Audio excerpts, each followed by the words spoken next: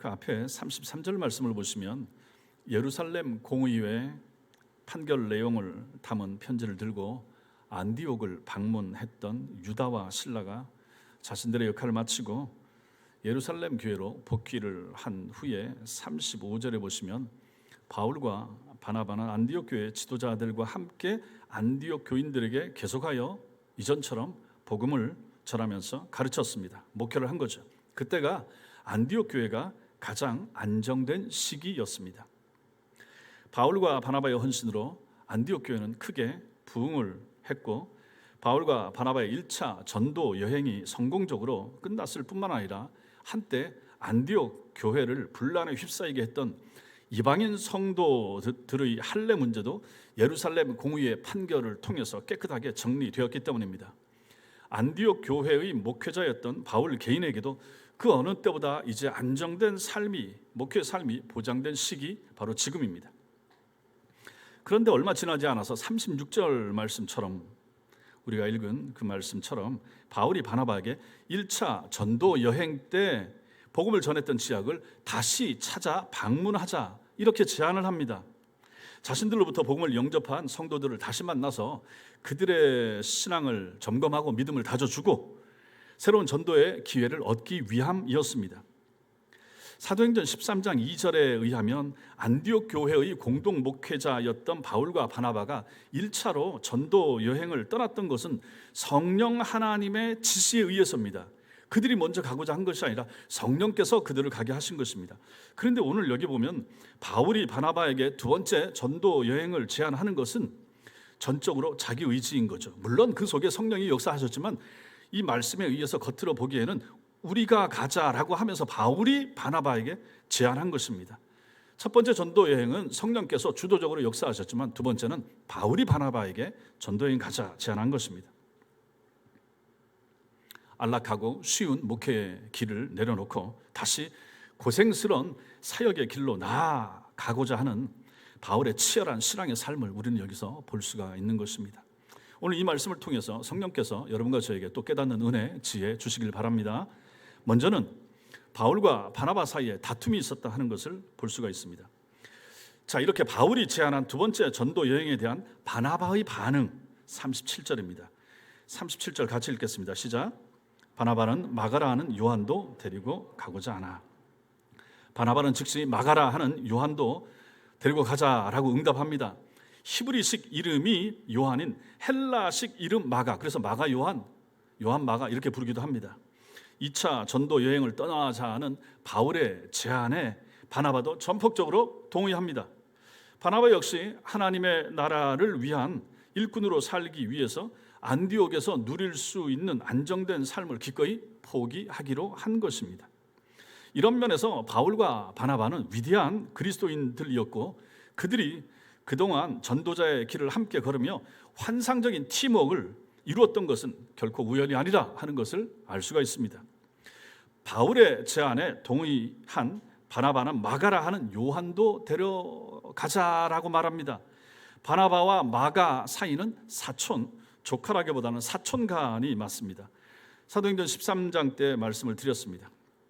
바나바의 사촌 동생인 마가는 그런데 바울과 바나바와 함께 1차 전도 여행을 떠났을 때 그들의 수행원으로 동행한 젊은 청년이었습니다.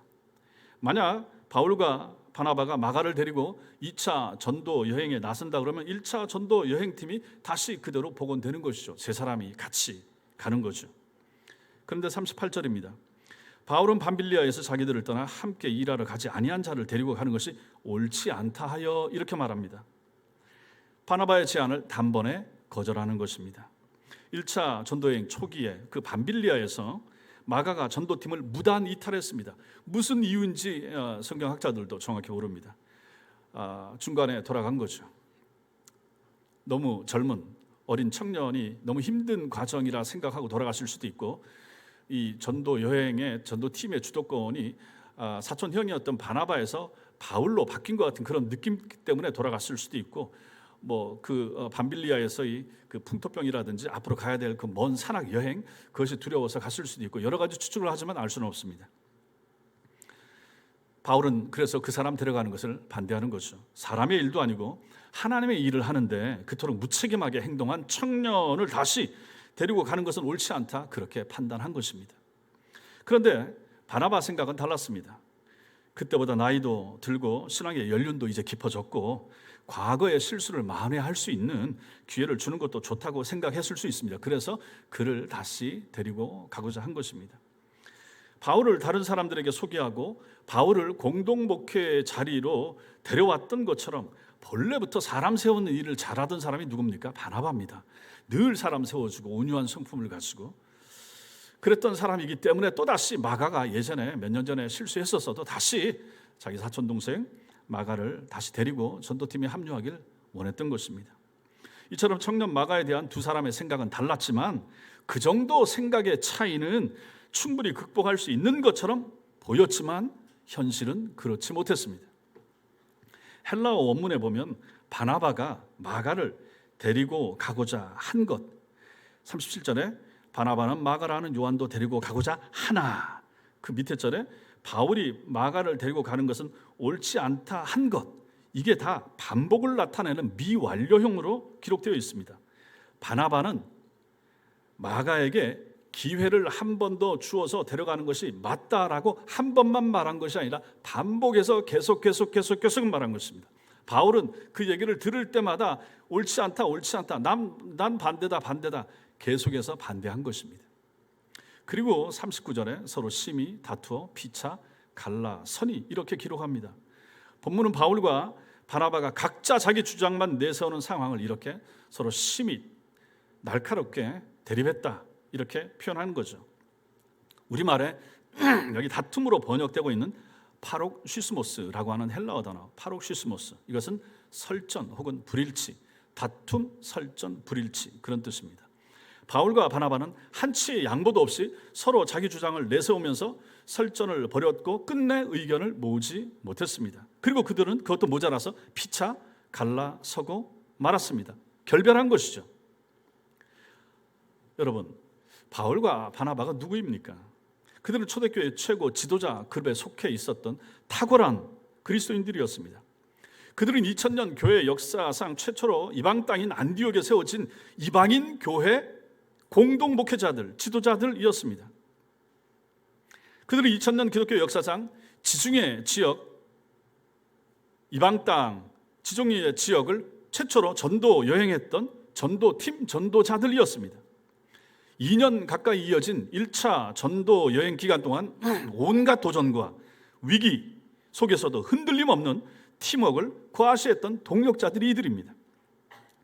이방인 그리스도인들은 율법을 쫓아 할례를 받지 않는 한 절대로 구원받을 수 없다라고 가르쳤던 이 거짓 선생들의 이 영혼을 약탈하는 거짓 가르침으로부터 안디옥 교회를 든든하게 지켜낸 동지들이 이 두 사람입니다.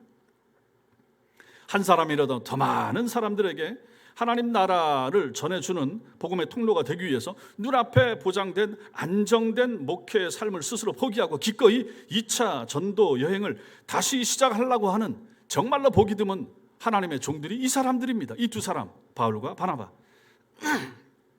그렇다면 그들은 마가를 데리고 가는 것과 관련된 정도, 이 정도의 생각의 차이는 충분히 해결할 수 있어야 옳지 않겠습니까? 하나님 나라 확장을 위해서 웬만한 것은 양보하고 포기해 왔던 그들이라면 두 사람 가운데 누군가가 먼저 자기 주장을 접는 것이 옳았을 것입니다. 그럼에도 그들은 끝까지 자기 주장만을 내세우다 끝내 갈라서고 말았던 것입니다. 이런 두 사람의 모습에서 우리는 탁월한 하나님의 사람들도 가지고 있는 작은 결점들을 보게 됩니다. 그들도 우리와 똑같은 성정을 가진 연약한, 그리고 죄에 유혹받기도 하는 그러한 연약한 인간에 불과하다 하는 것을 이 말씀을 통해서 확인하게 되는 것입니다. 두 번째로 우리는 그래서 이들이 헤어지는데 그 헤어짐의 의미가 무엇인가, 이것을 살펴볼 필요가 있습니다. 성경 속에 기록된 내용이나 단어에는 의미 없는 것이 하나도 없습니다. 성경에 기록된 이상 모든 단어, 모든 구절에는 하나님께서 여러분과 저 우리에게 주시려는 의미가 담겨 있기 마련입니다. 그렇다면 멋진 동력의 관계를 이루고 있던 바울과 바나바가 한치의 양보도 하지 않고 설전을 벌이다가 끝내 결별했다는 이 내용을 통해서도 하나님은 무언가 우리에게 주시고자 하시는 메시지가 있다 생각하셔야 될 것입니다. 39절에서 다툼, 설전, 불일치 이 의미로 사용되는 헬라어 파록시스모스라고 했는데 이 단어가 성경에서 여기하고 한 군데 더 사용되고 있습니다. 히브리서 10장 24절 여기 단 두 곳에만 사용되고 있는 단어입니다. 히브리서 10장 24절 서로 돌아보아 사랑과 선행을 격려하며 이렇게 말합니다. 이 단어가 오늘 여기 본문과는 전혀 의미가 다르게 사용된 것입니다. 주님 안에서 구원받은 성도들이 담대하게 걸어야 할 믿음의 길을 제시하면서 이렇게 권면하는 것입니다. 다시 보여주십시오. 서로 돌아보아 사랑과 선행을 격려하며 바른 믿음의 길을 걷기 위해서는 교인들끼리 서로 돌아보아 사랑과 선행의 삶을 살 수 있도록 서로 격려해야 된다. 자극을 주어야 된다. 그런 뜻이 되는 것입니다. 여기 격려, 자극 이 의미로 사용된 단어가 바로 파록시스모스입니다. 그렇다면 우리는 오늘 우리가 가진 이 본문의 말씀, 사도행전의 말씀도 이 해석에 비추어서 달리 해석할 수 있다 생각할 수 있는 것입니다. 파록시스모스, 다툼, 불일치로 해석을 하면 우리 성경처럼 서로 다투어 피차 갈라섰다 이렇게 되지만 이 단어를 격려나 자극으로 해석한다 그러면 이 본문은 서로 격려하며 헤어졌다 이렇게 고칠 수 있다 하는 것입니다. 바울과 바나바가 서로 다투어서 피차 갈라섰다로 보통 해석하지만은 이 단어가 가지고 있는 또 다른 의미에 따라서 그들이 서로 합의를 이루지 못하고 갈라서야 했는데 갈라서면서 그들은 서로 격려하며 헤어졌다 이렇게도 해석이 가능하다는 것입니다. 이 두 사도가 마가를 데려가는 문제로 다투다가 오늘날 여러분과 제가 종종 그렇게 하는 것처럼 끝내 얼굴을 붉히면서 마음이 상한 채 다시는 안 볼 사람들처럼 그렇게 결별한 것으로 생각할 필요가 없다 하는 것입니다. 이렇게 이해할 수 있는 장면이 저 뒤에 고린도전서 9장에 나옵니다. 이때 시점으로부터 4년 5년이 지나서 바울이 3차 전도 여행 중에 고린도 교인들에게 보낸 편지 중에 바나바를 언급하는 것이 고린도전서 9장 6절 나옵니다. 같이 읽겠습니다. 시작. 어찌 나와 바나바만 일하지 아니할 권리가 없겠느냐. 이것은 일하지 않을 권리, 이것은 노동하지 않을 권리, 다시 말해서 노동하지 않고 교인들로부터 생계비를 받을 권리를 의미합니다. 당시에 전도하러 다닌 전도자들은 전도 현장에서 교인들로부터 자신의 생계비를 공급을 받았습니다. 요구할 수 있었죠. 나는 전도자니까 전도만 해야 되니까 당신들이 내 쓸 거 먹을 거 챙겨주십시오. 당연히 요구할 수 있는 권리가 있었다는 것입니다. 그러나 바울은 고린도에서 복음 전하는 일에 지장을 주지 않도록 그 권리를 자발적으로 포기하고 천막을 제조하는 텐트 메이커로서 생계를 이어가면서 복음을 전했던 것입니다. 선교하면서 선교사가 자신이 먹을 양식이나 비용을 직접 조달하면서 감당하는 것을 자비랑 선교라 이렇게 말하는 것입니다. 이런 걸 바울이 한 거죠. 바울은 고린도 교인들에게 그 사실을 상기시키면서 자기만 그런 것이 아니라 여기 나오는 말씀처럼 바나바도 그랬다는 것입니다. 바나바도 자신과 같이 그런 권리를 포기하는 삶을 살고 있다라고 하는 것을 여기서 언급하고 있는 거죠. 바울의 이 증언은 그들이 서로 헤어져서 지금 복음을 전하고 있습니다. 2차 때 갈라섰는데 3차 나가 전도할 때도 마찬가지예요. 그 다음부터는 같이 선교를 안 한 거죠. 그렇지만 그들은 여전히 서로 신뢰하는 동력자 관계인 것을 보여주는 것입니다. 따로따로 선교를 하고 있지만은 바나바가 어떻게 선교하고 있는지 바울도 듣고 있는 거죠. 바울의 소식을 바나바도 알고 있고요. 물론 이 부분을 오늘의 본문에서 서로 다투고 결별했던 그 두 사람이 나중에 화해한 것으로도 볼 수 있지만 그렇게 안 보고 오늘 이 말씀처럼 다툼으로 그들이 다퉈서 결별할 때 그들이 서로 격려하며 헤어졌다라는 의미로 저는 충분히 생각할 수 있다고 보는 것입니다. 2차 전도 여행에 마가를 데려가는 문제의 두 사람은 합의를 보지 못했습니다. 그러나 바울과 바나바는 자기 주장만을 계속해서 되풀이하면서 서로 상대를 제압하기 위해서나 아니면 부정하기 위해서 애쓰지 않았다는 것입니다. 그들은 나는 옳고 너는 틀리다라고 주장한 것이 아니라 너와 나는 각자 주님 안에서 다른 생각을 가지고 있으며 나와 다른 너의 그 생각을 통해서도 하나님의 뜻이 이루어질 수 있다. 그것을 나는 인정한다. 이렇게 마음을 가졌다 하는 것입니다. 다시 말해서 바울과 바나바는 상대를 비난하며 다시는 보지 않겠다라고 하는 부정적 의미의 결별을 한 것이 아니라 서로 상대를 파록시스모스, 격려하며 헤어진 것입니다. 그래, 뜻이 안 맞아서 같이 가기는 어렵다. 그러나 하나님이 당신을 통해서도 역사하실 것입니다. 서로 서로를 향하여 그렇게 격려하며 헤어졌다. 이렇게 보는 거죠. 자신들이 그나 헤어지는 삶을 통해서도 하나님께서 놀라운 당신의 섭리를 이루실 것을 저들은 믿은 것입니다. 앞으로도 우리가 계속해서 살펴보겠지만 정말 바울과 바나바의 그 결별을 통하여 훗날 유럽과 로마 제국을 복음으로 새롭게 하시려는 하나님의 섭리가 놀랍게 성취되는 것을 우리는 앞으로 보게 될 것입니다.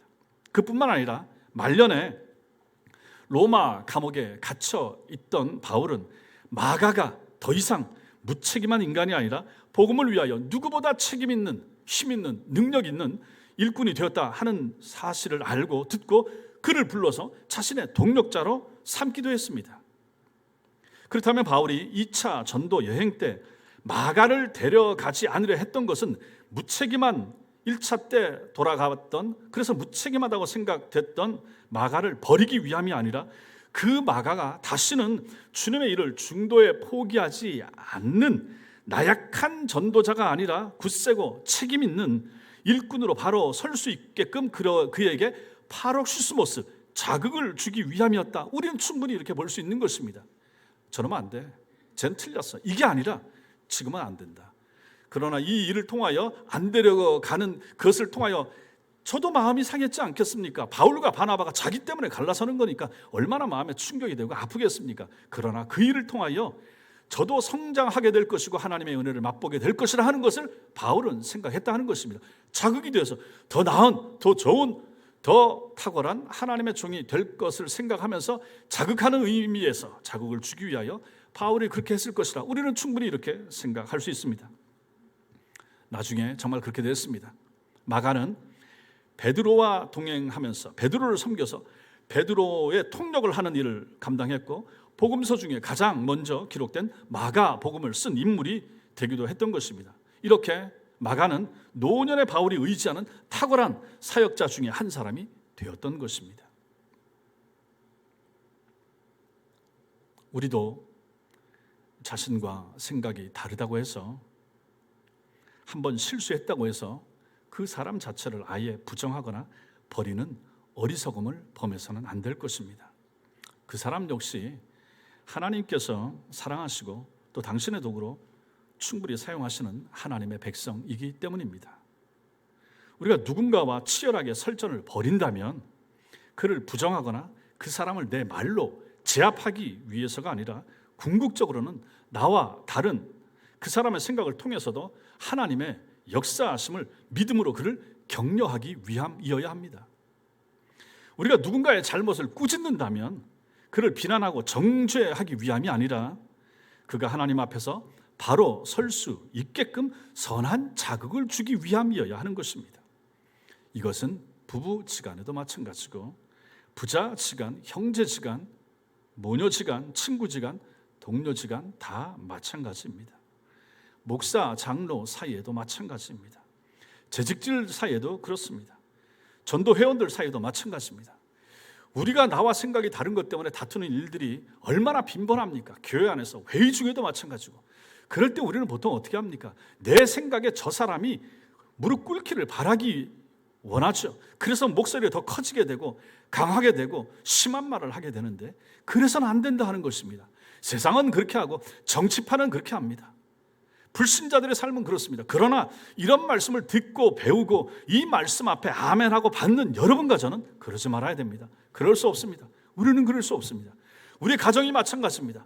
부부 사이가 마찬가지입니다. 누가 누구를 제압하겠습니까? 누가 누구를 무릎 꿇리겠습니까? 부모 자식 간에도 마찬가지입니다. 이제는 동등한 인격체입니다. 부모 자녀 간에도 마찬가지입니다. 하나님의 백성입니다. 내 자식이 앞서서 하나님의 백성입니다. 옆에 있는 우리 교인들도 마찬가지입니다. 내 마음에 안 드는 정말로 꼴보기 싫어 보이는 교인들이 있을 수 있습니다. 그럼에도 불구하고 저를 향한 하나님의 사랑과 하나님의 은총이 있다 그러면 우리가 어찌 저를 함부로 대할 수 있겠습니까? 이러한 마음이 필요합니다. 신앙인의 자세가 이래야 되는 것입니다. 여러분과 제가 다 마찬가지입니다. 이것이 하나님을 믿는 사람, 하나님을 두려운 사람의 마음의 자세가 이런 것입니다. 이럴 때 우리가 어찌 함부로 행동하며, 함부로 어찌 그 영혼을 향하여 심한 말, 아픔이 되는 말, 상처를 주는 비수 같은 말을 날릴 수가 있겠습니까? 세상은 그렇게 합니다. 그래야 내가 이기거든요. 그래야 내가 저를 딛고 그 위에 올라서거든요. 그러나 교회가 어디 사람을 딛고 올라서는 곳입니까? 오히려 그 사람 발밑에 내가 깔리는 곳이 교회 아닙니까? 그 사람의 신발 끈 풀어주고 매주고 하는 그것이 바로 종된 사람들의 모습 아닙니까? 목사와 장로가 그 일을 해야 되는 거 아니겠습니까? 안수 집사님들이, 권사님들이 그 일을 하도록 세움받은 그곳이 바로 교회 아닙니까? 세상의 가치관과 완전히 다른, 세상의 원리와 완전히 다른, 전혀 다른 사람들의 모습과 같은 곳이 그 공동체, 거기가 바로 교회 아닙니까? 우리는 오늘 말씀을 통해서도 충분히 그런 모습을 보게 되는 것입니다. 세 번째로, 갈라서 선교 여행을 떠나는 사람들이 하나님의 교회를 견고하게 하는 것을 봅니다. 바나바와 헤어진 바울은 자신의 2차 전도 여행을 위한 동력자로 예루살렘 교회의 지도자 중에 한 사람인 실라를 택했습니다. 실라는 바울의 요청을 받아들여서 안디옥으로 내려가서 전도 여행에 기꺼이 동참합니다. 고개를 드시고 저를 보세요. 가급적이면 저와 눈을 마주치셔야 됩니다. 다른 사람 뒤에 계셔서 얼굴이 안 보이시면 저를 보십시오. 집중하시고 말씀에 집중하셔야 됩니다. 40절 말씀, 40절 같이 읽겠습니다. 시작. 바울은 실라를 택한 후에. 바울과 실라는 안디옥 교회 교인들의 축복과 기도 속에 이제 2차 전도 여행을 시작을 했는데 3년여에 걸쳐서 무려 5천여 킬로미터를 누비게 될 2차 전도 여행의 대장정이 시작이 된 것입니다. 그리고 41절 읽겠습니다. 시작. 수리아와 길리기아로 다니며 교회들을 견고하게 하니라. 안디옥이 속해 있던 이 로마 제국의 속주 수리아, 지도 한번 띄워주십시오. 좀 멀리 줌아웃. 예. 화질 문제로 더 이상 깨끗하게 보여지기는 어렵지만은 여러분 보시기에 저 왼쪽이죠. 왼쪽 저쪽이 이제 수리아. 좀 더 가까이 당겨 보십시오, 전사님. 예. 저 위쪽으로 올라가시면 위에 저 아래쪽이 이제 예루살렘이고 예루살렘에서 올라가서 저 윗부분 더 가까이 됩니까? 안 됩니까? 예. 저 위에 이제 안디옥이 있죠. 그래서 저 안디옥이 속해 있는 아래 위 저기가 바로 수리아도의 안디옥 시티 이렇게 되죠. 수리아도 안디옥, 경기도 시흥시처럼 수리아도 안디옥. 그다음에 그 위에 이제 분홍색으로 되어 있는 동서로 걸쳐 있는 너무 가면 안 되죠. 너무 가면 안 되고 예, 그냥 두십시오. 저기 이제 동서로 저 바닷가에 접해 있는 저 지역 저기가 길리기아도가 되죠. 길리기아도에 우리가 알고 있는 다소 거기는 바울의 고향이 되는 것입니다. 그래서 로마 제국의 속주 수리아는 지중해를 끼고 남북으로 펼쳐져 있었고 길리기아는 수리아의 북쪽에 동서로 전개되어 있습니다. 지금 바울이 안디옥에서 출발해서 안디옥에서 저 밑으로 화살표가 돼 있고 저기 지금 사이프러스 구브로 섬이 있죠. 저기로는 누가 갔습니까? 바나바하고 마가가 갔죠. 그러니까 저기로 이제 바울과 실라는 저쪽으로 갈 수가 없는 거죠. 원래는 옛날에 1차 전도 여행을 떠났던 저곳으로 먼저 가려고 했었는데 결별해서 바나바가 마가를 데리고 저쪽으로 갔기 때문에 바울은 실라를 데리고 저 위쪽으로 육로로 해서 이제 걸어서 가는 길을 택하게 된 것입니다. 그래서 위로 올라갑니다. 수리아 북쪽으로 올라가다가 서쪽으로 방향을 바꾸어서 길리기아 땅을 거쳐서 더베와 루스드라에 이르기까지 이제 전도 여행을 시작을 하는 거죠. 그러면서 오늘 말씀에 보니까 교회들을 견고하게 하니라 도중에 있는 현지의 교회들을 일일이 방문을 한 것입니다. 바울은 1차 전도 여행 때 수리아 북쪽이나 길리기아 땅 저 지역은 방문한 적이 없습니다. 그렇기 때문에 수리아와 길리기아 지역에 있었다고 하는 교회들은 누구에 의해서 언제 세워진지 알 수가 없습니다. 성경에 나오지 않기 때문에. 그렇지만 거기 교회가 있는 거죠. 그래서 바울과 실라가 방문합니다. 여러분 생각해 보십시오. 당시에 무슨 변변한 예배당, 교회당이 있었겠습니까? 없죠. 그 뭐 종탑이 있습니까? 없죠. 그럼 그 당시의 교회라고 하는 뭡니까? 가정교회입니다. 가정교회는 밖에서 보면 알 수가 없어요. 외지인들은 그 교회를 찾을 수가 없습니다. 그럼 그 지역에 들어가서 교회에 있는 걸 찾으려면 어떻게 해야 됩니까? 일일이 수소문을 해야 되는 거죠. 물어야 되는 거죠. 2000년 전에 생각을 해보십시오. 그러면 거기 가면서 물어서 가정교회 어느 가정집에 모여서 뭐 열 몇 명 모인다든지 수백 명 모인다든지 하겠죠. 거기를 일일이 찾아갔다 하는 것입니다. 수리아와 길리기아로 다니며 교회들을 찾아서 그렇게 수소문해서 찾아간 것입니다. 바울이 수리아와 길리기아 땅에 있는 가정교회들을 수소문하면서 일일이 방문한 목적이 무엇입니까? 그 교회들을 견고하게 해주기 위함이었습니다. 성도 여러분, 교회는 건물이 아니라고 누누이 말씀드렸습니다. 성전이라고 절대 부르시면 안 됩니다. 교회는 사람입니다. 사람이 교회입니다. 건물이나 제도가 아니라 예수 그리스도를 믿는 사람들의 모임이 교회입니다. 그러므로 바울이 수리아와 길리기아의 교회들을 견고하게 했다는 것은 어떤 의미가 됩니까? 그 지역에 있는 그곳에 있는 교인들을 견고하게 해줬다는 말입니다. 현지 교회의 교인들의 믿음을 바르고 굳게 세워준 것입니다. 다시 말하면 만약에 바울이 신라와 함께 간판도 없고 십자가 종탑도 없는 수리아와 길리기아의 가정교회들을 수소문하면서까지 일일이 방문하지 않았더라면 그곳의 그리스도인들의 믿음이 견고해지지 못했을 것이라 우리는 이렇게 이해를 할 수가 있다 하는 말입니다. 수리아와 길리기아 지역은 우상신앙과 문화로 뒤덮인 이방 땅입니다. 그런 곳에 어떻게 됐는지 모르겠지만 예수 그리스도를 알고 믿는 사람들이 생긴 것입니다. 그런데 그들이 신자는 됐는데 신앙이 성장하려면 다른 조건들이 또 있어야 되는 거죠. 목회자가 있어야 되고 말씀이 있어야 되지 않습니까? 근데 그 당시에 가정교회에 무슨 전문 목회자가 있었겠습니까? 그 당시에는 신약 성경도 기록되지 않을 때였습니다. 이러한 때에 가정교회를 이루고 있는 그 교인들이 신앙이 우리 때처럼 잘 성장한다는 것은 이게 얼마나 어려운 일이겠습니까? 그러므로 그들을 일일이 찾아준 바울과 실라는 그들에게는 하나님께서 보내주신 천사와 같은 존재였을 것입니다. 탁월한 교사인 사도 바울로부터 복음을 체계적으로 전해 들음으로써 그들의 믿음과 삶은 반석 위에 세워진 것처럼 견고해질 수가 있었던 것입니다. 그러므로 이것이 얼마나 중요합니까? 이것을 위한 수고, 만약에 바울이 이런 수고를 꿈도 꾸지 않은 채 그저 안디옥에서 모든 문제가 끝났으니까 1차 전도 여행 마치고 예루살렘 공의회 회의를 마치고 이제는 좀 쉬면서 그냥 평안하게 목회해야 되겠다라고 생각했다 그러면, 그리고 그 편안한 목회를 추구했다 그러면 수리아와 길리기아의 그리스도인들은 이 말씀에만 의한다 그러면 그들은 여전히 허약한 신앙인의 상태에서 벗어나지 못했을 거 아니겠습니까? 신라도 마찬가지죠. 예루살렘 모교회에서 지도자의 역할을 감당하고 있던 신라 역시 예루살렘에서 자신이 누릴 수 있는 권리를 내려놓고 바울이 오라고 하니까 내려와서 2차 전도 여행에 동참하여 바울을 도왔기 때문에 수리아와 길리기아에 있는 그리스도인들의 믿음과 삶이 견고해질 수가 있었던 것입니다. 이때 여기 견고하게 하다, 이것은 흔들리지 않도록 확실하게 하다, 그런 뜻입니다.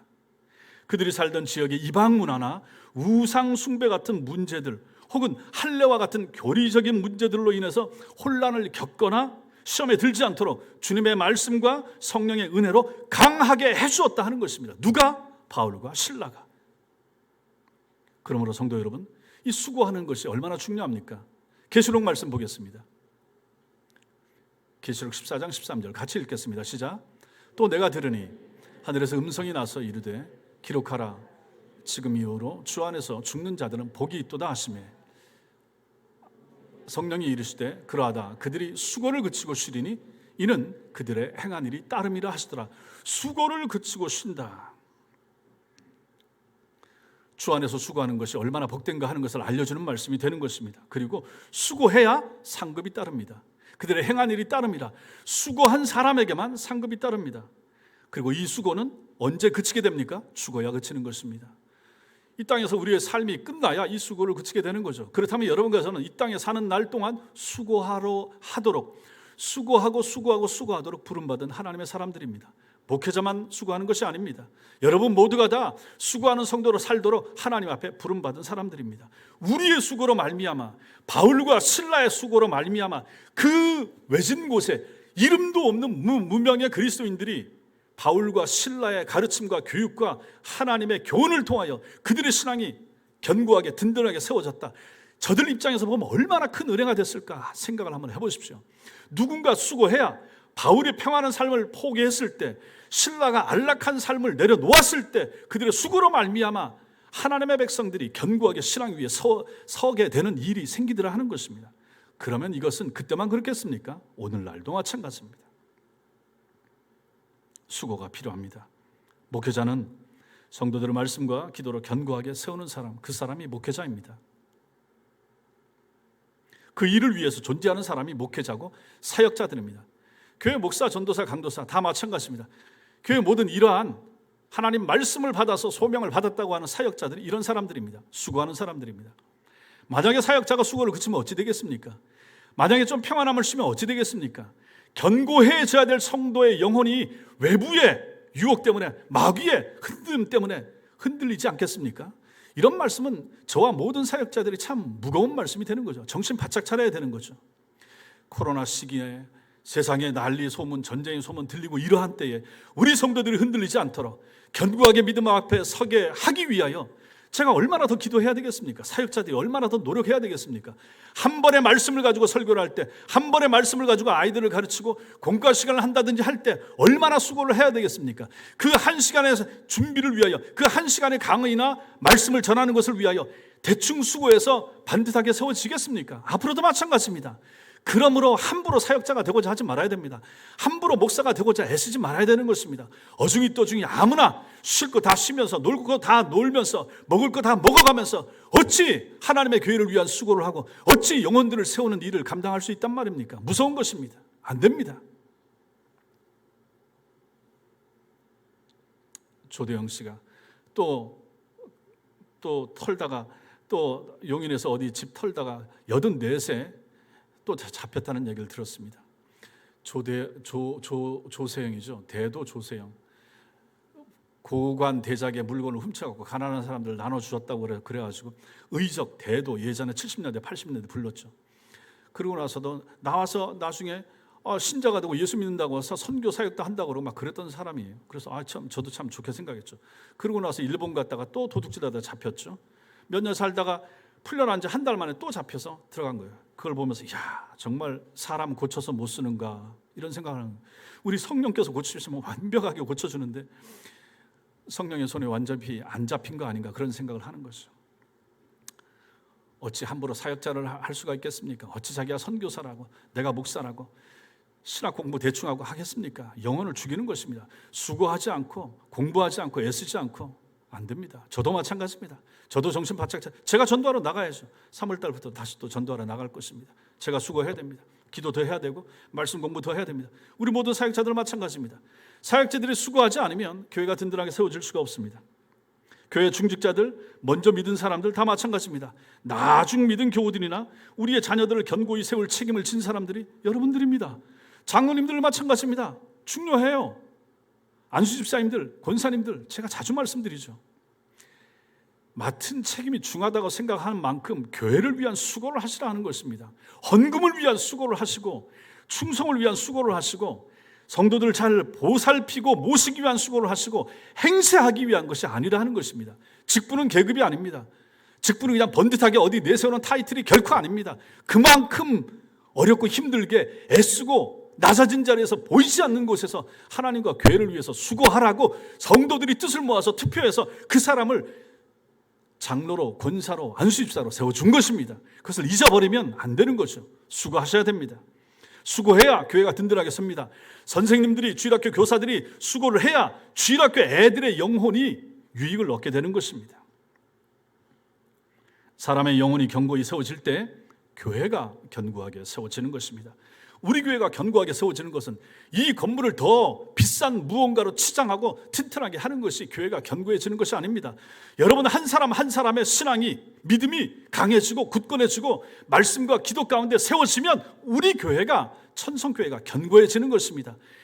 교세가 강해진다라고 하는 것은 크게 의미가 없는 것입니다. 여러분들 믿음이 강해지는 것, 여러분들 신앙이 확고해지는 것, 종말 신앙을 가지고 천국에 대한 소망 가지고 사는 것, 영혼을 사랑하는 것, 이웃을 전도하기 위해서 애를 쓰는 것, 교인들의 한 사람 한 사람의 영혼이 귀하게 느껴지는 마음을 갖게 되는 것, 이것이 바로 교회가 견고하게 세워지는 것입니다. 이런 교회가 되길 원합니다. 이런 교회가 돼야 됩니다.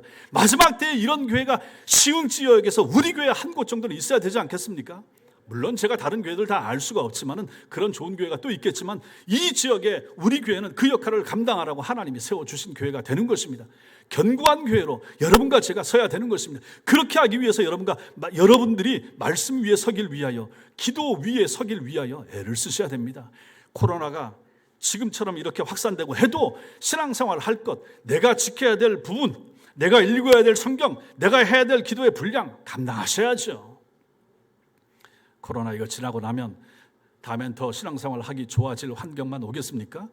더 이제 편해지고 이제 더 많이 모이게 되고 이제 편해지고 마스크 벗게 되면 더 열심히 하실 수 있겠습니까? 당연히 하셔야 되겠지만은 마귀가 그렇게 호락호락하지 않습니다. 또 다른 무언가로 흔들 것이고 또 다른 뭔가로 교인들을 흩어놓으려고 할 것이고 또 다른 뭔가를 보내서 교인들의 마음이 하나 되지 못하도록 끊임없이 주님 재림할 때까지 이 일은 계속될 것입니다. 그러므로 속지 말아야 됩니다. 오히려 이러한 때 마스크 쓰고 내가 할 수 있는 최대한의 무장을 하면서 하나님의 교회를 향하고 교회 와서 기도하시고 교회를 사랑하시고 섬기는 그런 모습이 우리 교회를 견고하게 세우고 마지막에 여러분과 저의 신앙을 세우고 우리 가정을 세우는 지름길이 여기에 있다는 사실을 믿으시기 바랍니다. 사랑하는 성도 여러분, 바울과 바나바조차도 오늘날의 우리들처럼 의견에 불일치가 있었고 다툼과 갈등이 있었습니다. 그러나 그들은 그 다툼을 잘 마무리했습니다. 의견이 일치하지 않아 갈라서야 하지만 서로를 격려하면서 갈라섰고 헤어지는 자신들을 통해서도 하나님의 뜻이 잘 나타나기를 소망하면서 헤어진 것입니다.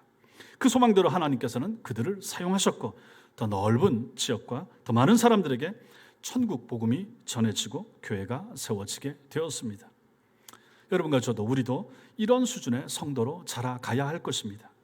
이렇게 경건한 성도들은 교회를 견고하게 만듭니다. 요동치는 세상 속에서도 말씀과 기도로 흔들림 없는 교회를 세워가게 되는 것입니다. 사역자들과 교회 지도자들은 성도를 견고하게 세우는 본인의 사명을 잘 감당하셔야 합니다. 그것을 위해서 부르심 받았기 때문입니다. 주님 오실 때까지 견고한 천성의 가족들 다 되시기를 주님의 이름으로 축원합니다. 기도하겠습니다.